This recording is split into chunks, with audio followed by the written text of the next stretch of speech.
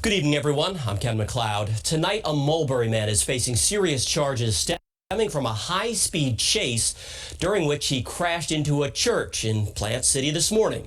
The Florida Highway Patrol says a trooper spotted 25-year-old Damian Alfonso Rios speeding north on Willow Oak Road.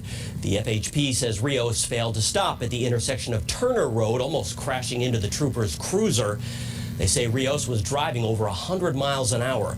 He was arrested after crashing into that church at the intersection of State Road 60 and Mud Lake Road, and he faces multiple charges, including drunk driving. This is video of a high-speed chase on Interstate 75. The FHP says this unfolded at about 9 a.m. on Saturday. A trooper saw these two cars driving recklessly, perhaps racing, but they pulled away at well over 100 miles an hour when that trooper tried to stop them. In fact, one car hit speeds nearing 140. The driver of the green Ford Charger was eventually arrested and charged with unlawfully racing on a highway. He's been identified as 21-year-old Ibrahim Ayman Ali. No word on what happened to the driver of the orange Ford Mustang. Take a look at this video of a man and his young son being rescued off Anna Maria Island. This happened Monday when the pair got stuck in a strong current off Bean Point, pulling them out about 100 yards from shore. Marine deputies saw both of them in distress and pulled them onto a boat. The sheriff says both were visitors from Europe and unaware of the rip current warnings that were posted in that area. Developing tonight, a man is dead and two women have been wounded during a shooting in Miami Beach. Police say it happened just before 4 a.m. inside the Gala nightclub. The male victim was taken to the hospital where he later died.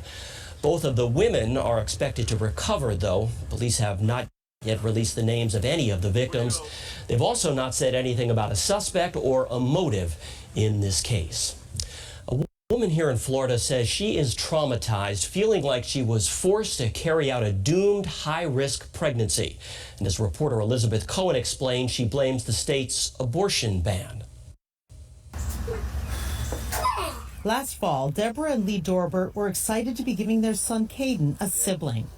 But at an ultrasound when Deborah was 24 weeks pregnant, the doctors had terrible news. The baby has no kidneys and you have little to no amniotic fluid. The doctor said the baby was sure to be stillborn or die quickly after birth, and Deborah was at an increased risk of a potentially deadly pregnancy complication. I broke down crying in the room. It's a rare condition called Potter syndrome. In many states, doctors offer to terminate such doomed pregnancies, and that's what the Dorberts wanted to do.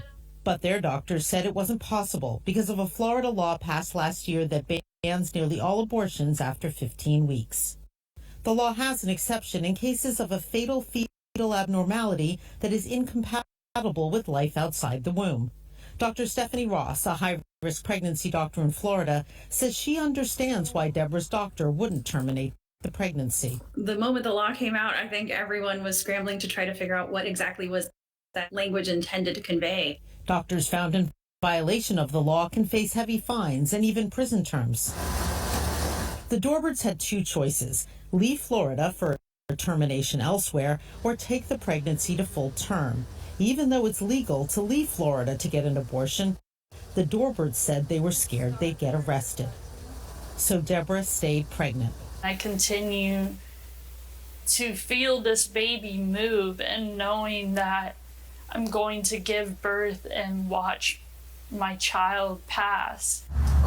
Her mental health suffered. I really started having issues with depression and anxiety and just not wanting to get up out of bed. As Caden grew more and more attached to his little sibling. He continued to see my belly grow, and he continued to fill my belly to feel the baby moved, and he kept getting excited that he was going to have a sibling. The baby, a boy they named Milo, was born in March, and as the doctors predicted, his life was short.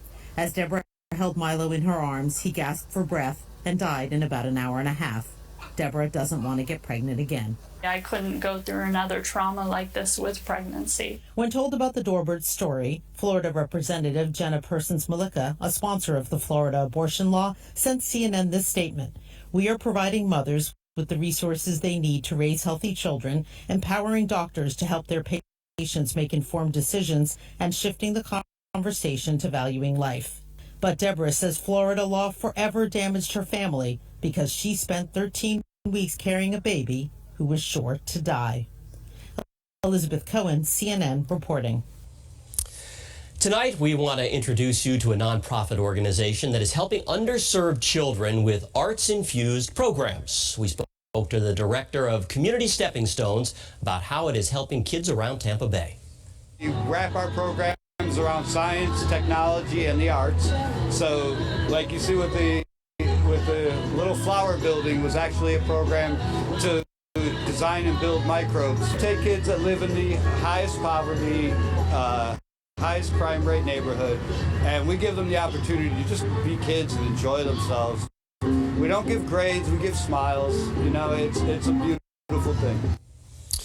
Robinson also told us the aim of the program is to plant hope for underserved children in Tampa Bay and to highlight the importance of STEM-infused art programs. The program is free for any child who wants to attend. Time for a check on that forecast now with meteorologist Sarah Robleski. Of course, we're continuing to watch as temperatures will be on the climb as we go through the week. Upper 80s today.